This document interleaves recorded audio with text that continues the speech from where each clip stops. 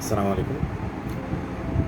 বর্তমান প্রেক্ষাপট প্রথম পর্বে আমি এমপ্লয়িদের সীমাবদ্ধতা, তাদের সমস্যা এসব নিয়ে আলোচনা করার চেষ্টা করেছি। আজকে আমি আলোচনা করব এমপ্লয়ার মানে যারা নিয়োগ দেন, মালিকপক্ষ, তাদের কিছু সমস্যা এবং সীমাবদ্ধতা নিয়ে। তো সবারই একটা কমন সমস্যার মধ্যে এমপ্লয়াররা পড়ে, সেটা হচ্ছে স্যালারি, একটা ব্যাপার মেজর ইস্যু। তারপরে আসে আপনার স্টাফদের সাথে যে ব্যবহার, ওটা একটা ইস্যু। তারপরে আসে ধরুন নতুন নিয়োগ, ওটা একটা ইস্যু।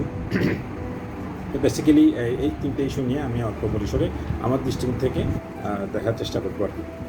এক নাম্বারটা হচ্ছে স্যালারি ইস্যু। অনেক সময় হয় কি, স্যালারি যেটা আছে সবাই বলে কি, এমপ্লয়িরা বলে কি যে স্যালারি বাড়ানো উচিত, এই স্যালারি তো হচ্ছে না, এই সেই। কিন্তু তারা বুঝতে পারে না যে এই স্যালারি যেটা আসতেছে সেটা কীভাবে আসছে। মালিক এই স্যালারিটা দিতে হলে তাকে, মালিককে ওই বিজনেসে তাকে ভালো করতে হবে। তার ভালো করার পরে তার প্রফিট থেকে তখন এই খরচটা বাদ দিতে হয়। স্যালারি এটা একটু মেজর খরচ, এটা বাদ দিই তারপর তাকে স্যালারিটা ধরে তাকে এই করতে হয়, হিসাব করতে হয়।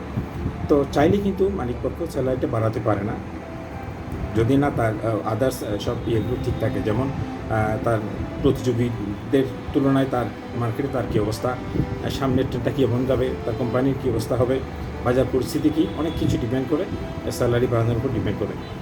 তো এটা একটা খুব সেন্সিটিভ ইস্যু, এবং এটা নিয়ে অনেক সময় মালিকপক্ষের সাথে এমপ্লয়িদের বেশ ঝামেলা হয়। বিশেষ করে গার্মেন্টসগুলোতে, অনেক বড় বড় গার্মেন্টসে ঝামেলা হয়, উস্কানিমূলক কিছু ব্যাপার ঘটে। ওটা বেশ ব্যাপার আর কি, সেন্সিটিভ ব্যাপার। আরেকটা ব্যাপার হচ্ছে বোনাস ইনক্রিমেন্ট, এইসব আর কি। চাইলেই কি বোনাস ইনক্রিমেন্ট দেওয়া যায়? চাইলেই তো বোনাস ইনক্রিমেন্ট দেওয়া যায় না। এটার পিছনে থাকে, অনেক কিছু কারণ থাকে। এই হয়তো অ্যাজ এ এমপ্লয়ি হিসেবে আমি হয়তো বলতে পারি যে আমি কেন পাবো না, আমার কী সমস্যা। কিন্তু হয়তো বা আমার সমস্যাগুলো ম্যানেজমেন্ট অন্য চোখে দেখছে, বা আমার পারফরমেন্সও হয়তো অন্য চোখে দেখছে ম্যানেজমেন্ট, যে কারণে প্রমোশনটা দিচ্ছে না বা ইনক্রিমেন্ট হচ্ছে না। কিন্তু এটা স্টাফরা বুঝতে চান না। আরেকটা ব্যাপার হচ্ছে, স্টাফরা কোম্পানিকে নিজে মনে করে নিতে পারেন না। এটা অবশ্য স্টাফদের একার দোষ দিলে হবে না, এটা উভয় পক্ষকেই করতে হবে। এমপ্লয়ারের পক্ষ থেকে আসতে হবে যে তোমরা কোম্পানিকে নিজের মতো করে না, ওই ফিলটা দিতে হবে, তবেই সম্ভব। তো সেকেন্ড হচ্ছে আরেকটা ব্যাপার যেটা ফেস করেন, স্টাফদের সাথে ব্যবহার। অনেক মালিক আছেন যাদের এই স্টাফদের সাথে ব্যবহারটা আসলে বেশ কিছু ইয়ের উপর ডিপেন্ড করে, ফ্যাক্টরের উপর। মানে এই এমপ্লয়ারদের যে দৃষ্টিভঙ্গি, তারপরে তাদের ভ্যালুস, এইসব বিষয় এখানে বেশি ইমপ্রুভ আর কি। যেমন কখনো কখনো যে রুডো ব্যবহার করে ফেলেন স্টাফদের সাথে, এটা আসলে স্টাফদেরকে অনেক সময় কন্ট্রোল করার জন্য করতে হয়। অনেক সময় স্টাফরা বাধ্য করে এমপ্লয়ারদেরকে রুডো ব্যবহার করার জন্য। আবার অনেক সময় আছে কি, আমি তো মালিক, আমি ও কাজ করতেছি, কী হয়েছে, আমি ইচ্ছা কোনো মতো ব্যবহার করবো, সমস্যা কী, পারলে থাকবে, না পারলে চলে যাবে, এরকম একটা মেন্টালিটি অনেক সময় দেখা যায় অনেক কোম্পানিতে। তো এটা ম্যাটার করে ভ্যালুসের উপরে, যে যেমন ভ্যালুস নিয়ে বড় হয়েছে সেটা ডিপেন্ড করে। আবার অনেক কোম্পানি আছে ছোট, কিন্তু স্টাফরা খুব সুন্দরভাবে কাজ করছে, খুব ভালোভাবে কাজ করে, ম্যাটার করে এটা। তো আরেকটা ব্যাপার হচ্ছে নতুন নিয়োগের ব্যাপারে। সাপোজ মনে করুন আপনি স্টাফ একটা কোম্পানিতে আছেন, আপনার কলিগ দরকার বা আপনার ডিপার্টমেন্টে আরও লোক দরকার, কিন্তু আপনি ফিল করছেন লোক দরকার, কিন্তু কোম্পানি চিন্তা করতেছে আমি তো লোকটা নেব, ঠিক আছে, তাকে তো স্যালারি দিতে হবে, আমি বর্তমান পরিস্থিতি ঠিকমতো সামলাতে পারছি না, নতুন লোক কীভাবে নেব। এইসব ব্যাপারগুলো আসলে ওনারা ফেস করেন বেশি এমপ্লয়াররা। তো আরেকটা ব্যাপার হচ্ছে সমস্যা, যেই সমস্যাগুলো বললাম সেগুলো থাকার পরেও তারা নতুন ইনভেস্টমেন্টে যেতে হয়, তাদেরকে অনেক সময় যায়, অনেক সময় তারা মনে করে কি এগুলো থাকবেই, আমরা কিন্তু নতুন ইনভেস্টমেন্টটা না গেলে কীভাবে হবে, এগুলো রেখেও তারা অনেক সময় নতুন ইনভেস্টমেন্টে যায়। আবার অনেকে আছেন যে আগে এগুলো সেট আপ করি, তারপর আমরা নতুন ইনভেস্টমেন্টে যাব, এইসব ব্যাপার। আরেকটা হচ্ছে কোম্পানি এমপ্লয়াররা ইয়েতে থাকেন যে কোনো একটা ভুল সিদ্ধান্ত আপনার পুরো কোম্পানিটা অফ হয়ে যেতে পারে। অলরেডি অনেক কোম্পানি অফ হয়ে গেছে, যে কোভিডের সময় আপনি দেখেছেন অনেক কোম্পানি অফ হয়ে গেছে।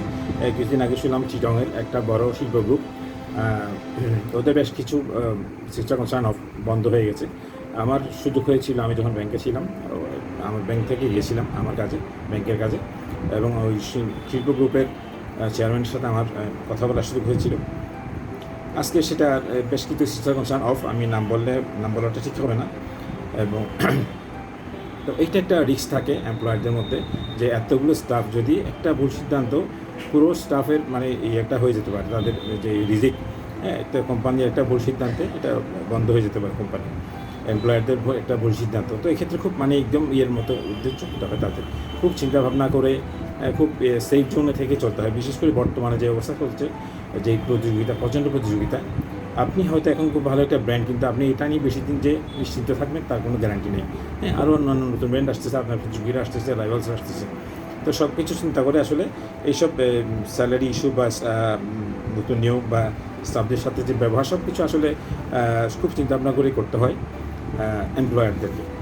তো আজকে এই পর্যন্তই। এমপ্লয়ার যারা দেখছেন, যদি আপনাদের মনে কষ্ট দিয়ে থাকি কিছু, আমাকে ক্ষমা করে দেবেন কাইন্ডলি। আমি আমার দৃষ্টিকোণ থেকে, আমার যেহেতু সিরিজ এটা আমাকে বলতে হচ্ছে, যেহেতু প্রথমটা আমি এমপ্লয়িদের পক্ষে বলেছি, এটা এমপ্লয়ারদের পক্ষে। নেক্সটে আরও একটা আসবে আমার, সেখানে আমি আরও ইন্টারেস্টিং এবং আরও একটু প্রয়োজনীয় কিছু ইনফরমেশন নিয়ে আসবো, যেটা সবার শোনা উচিত বলে আমি মনে করি। তো আজকে এই পর্যন্তই, ধন্যবাদ সবাইকে।